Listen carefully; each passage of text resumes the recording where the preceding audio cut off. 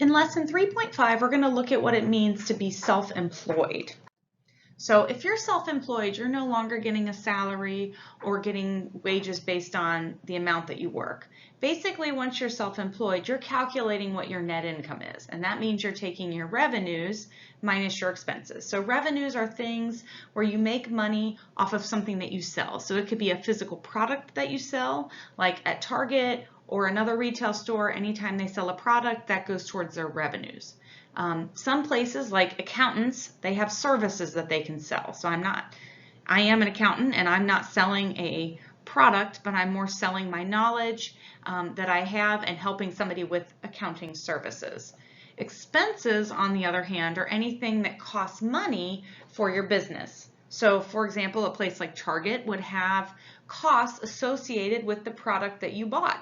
So they may buy their products at one price, they mark them up and they sell them to you at a different price. So that would be the cost of the goods that were sold. And then also in a lot of businesses, they have other operating costs. So it could be renting or leasing a space, like a storefront or an office building. As a business, you may be paying other employees to work for you. So you would be paying the salaries of people who are working under you, and you would have to reduce your revenues from that. You may have to purchase equipment. So it might be that you purchase vehicles or you have to buy a computer.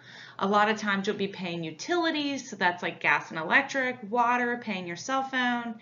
And then also in a business, once you calculate your net income, you will actually have to pay taxes on that. And we'll see that actually in a different chapter. So we're not going to talk about taxes very much in this chapter. So let's look at a sample problem that we have. There's only one, but it's got several parts to it. So here we've got Madred Nesbitt is a famous Celtic violinist, and she decides to open a school to teach children how to play. She charges $20 per person for group lessons. Each month she expects to sell a total of 640 lessons. Per month it costs her $1,000 to lease the space, $400 for utilities, $300 for supplies, and $200 for insurance. How much is her monthly net income before taxes? So for her, to start out with, we're going to have to calculate how much is her revenue going to be. Well, it says here that she charges, I'm just going to put revenue. It says that she charges $20 per lesson, so I can take 20 times this 640. And when I do, that's going to give me $12,800 is how much her monthly revenue is going to be. Once I do that, I need to start taking off the expenses. So she actually has a couple of different expenses here. She has to lease her space, so I'm going to go on ahead and write the word lease. And in accounting, you actually can show negative numbers in parentheses, so we're just going to kind of make a list of all of these costs here, and I'm going to show them like this. So rather than seeing a minus sign, you're going to see it in parentheses, but it means the same thing. This means minus $1,000. I can have utilities. So I have utilities here, and I'm taking off $400 a month for those. I have supplies that she spends money on, and I'm going to take off the $300 a month for those. And then she has insurance. So I'm just going to put insurance, and that is $200 a month. So for all of these things, we're going to take this $12,800, subtract 1,000, subtract 400, subtract 300, subtract 200. All of these is actually $1,900.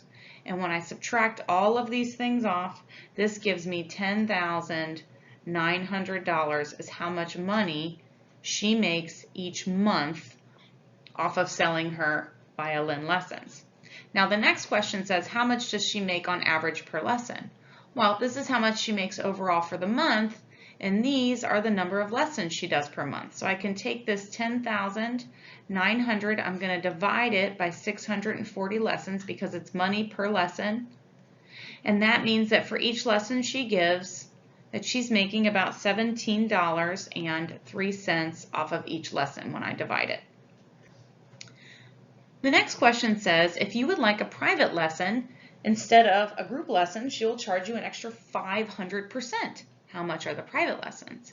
Well, to figure out how much it's going to cost extra on top of that, it says we're going to take the $20 per lesson and we're going to multiply it times 500%.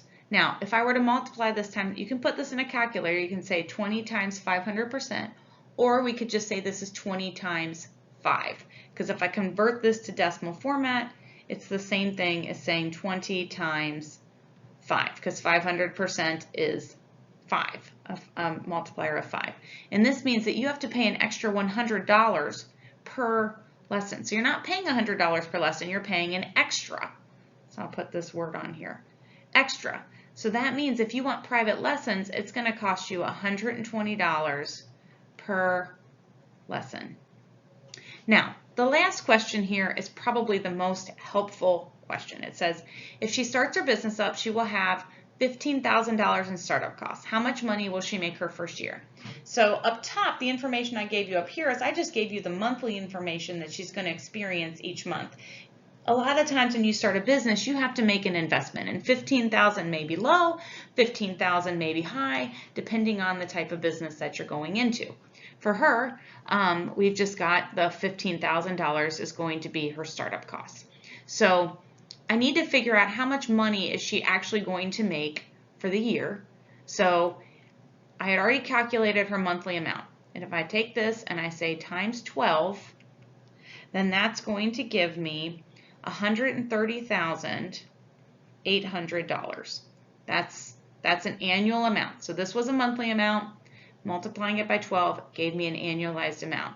And now I'm going to subtract off the startup cost to see how much money she'll make overall. So this gives me, when I take off the $15,000, $115,800. Now, you may be looking at this and thinking, oh, she gets to keep $115,000 for herself.